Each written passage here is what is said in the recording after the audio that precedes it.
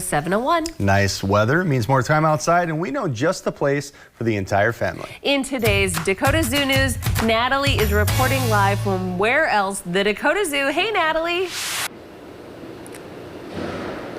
Hi, good morning. I am here with Brent Weston. He is the Education and Volunteer Coordinator here at the Dakota Zoo. And Brent, we are just so excited to be here because we get to take a look at the two new guests here at the Dakota Zoo. So tell us a little bit about the armadillo and the sloth that we got to see here before the break. Yeah, so we have our two-toed sloth and our three-banded armadillo, and I've been here for a few years now, and it's hard for me to remember two new arrivals who've generated this much buzz. My office is here in the building, and every time guests come in, kids come in, the first thing I hear them scream is, "Oh, I want to see the sloth. I want to see the armadillo." So it's been a lot of fun. Our sloth's name is Flash, named after a famous movie character in Zootopia, if you've heard of him. And then we have Churro, the armadillo. They're one of our only cohabitating species here at the zoo. So they live in the same exhibit, which we don't really do that much, but these two are ideal roommates. They come from the same general habitat, so they can handle the same temperatures, the same humidities, and they do really well together. So it's been a lot of fun having them in there.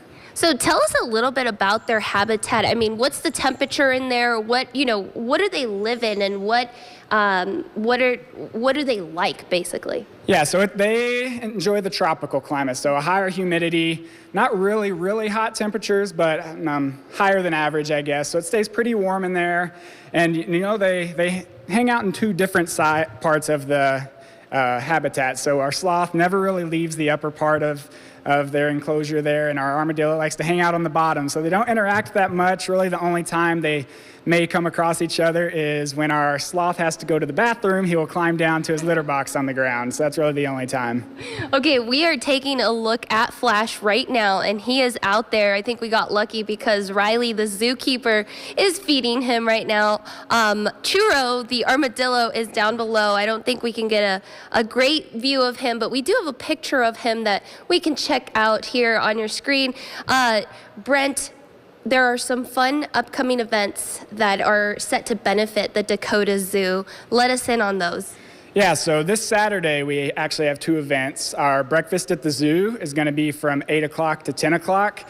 That's a really fun event. You get to come earlier than normal when some of our animals are more active than usual, and you get a really good breakfast. I know a lot of these huge breakfast events, the food isn't always the best, but this is actually really good, so you get some really good food. Come check out the animals at a different time. And then we have an event coming up called Bee Aware, B-E-E Aware, to help with bee conservation, and that's at the Drink and Mandan. So you'll get to come, you can enjoy a bee or a honey themed cocktail. There's a cornhole tournament and a silent auction, so you can come and enjoy those things. Oh, they do sound like fun. And then proceeds from these events will go to benefit the Dakota Zoo. Yes, the funds from those events will go towards our conservation fund here at the zoo. Great. Yep.